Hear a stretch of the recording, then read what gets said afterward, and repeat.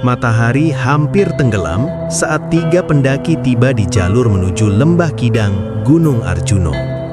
Mereka adalah Fikri, Danu, dan Raka. Tujuan mereka sederhana, mendirikan tenda sebelum malam turun penuh. Lembah Kidang tampak lengang. Rumput ilalang tumbuh tinggi. Pohon pinus berdiri rapat. Tidak ada suara burung. Hanya angin yang bergerak pelan di antara batang pohon.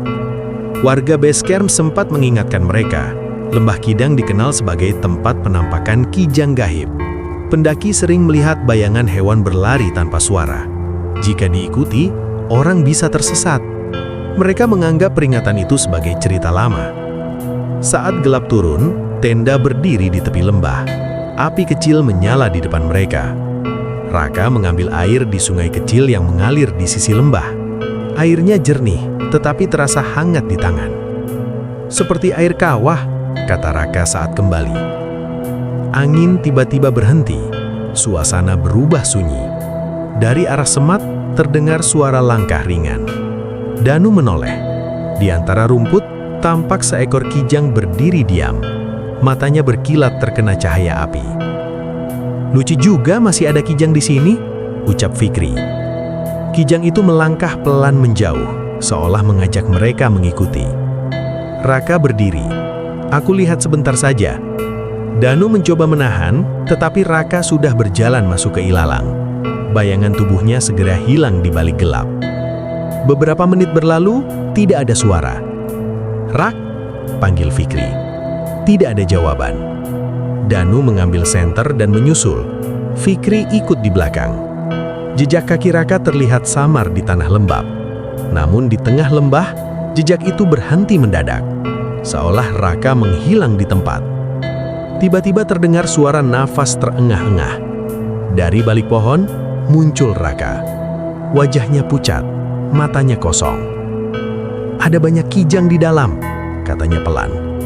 "Mereka berdiri mengelilingi batu besar." Danu melihat kaki Raka basah seperti habis menginjak lumpur panas. Bau belerang samar tercium. Malam semakin dingin. Mereka kembali ke tenda. Namun sejak itu, suara langkah kecil terus terdengar mengitari tenda. Seperti banyak kuku menapak tanah. Sekitar pukul 2 dini hari, Fikri terbangun. Ia melihat siluet kijang berdiri di luar tenda. Jumlahnya lebih dari 1. Mata mereka memantulkan cahaya bulan. Salah satu kijang mendekat. Kepalanya menembus kain tenda. Wajahnya berubah. Mata hitamnya memanjang. Mulutnya terbuka lebih lebar dari ukuran normal. Fikri menjerit. Danu terbangun. Raka duduk diam sambil tersenyum. "Mereka menunggu," kata Raka. "Lembah ini bukan tempat manusia." Angin kencang tiba-tiba berhembus. Api padam, suara langkah menghilang. Saat pagi datang, tenda mereka basah oleh embun. Tidak ada jejak kijang. Namun di tanah sekitar tenda, terlihat banget bekas kaki kecil membentuk lingkaran. Raka tidak ingat apapun tentang malam itu. Ia hanya mengeluh kakinya panas seperti terbakar. Mereka turun gunung hari itu juga. Sejak kejadian itu, Fikri tidak pernah lagi bermalam di Lembah Kidang. Ia percaya, kijang yang muncul malam itu bukan hewan biasa. Mereka adalah penjaga lembah. Jika diikuti, manusia bisa menjadi bagian dari kesunyian Gunung Arjuno.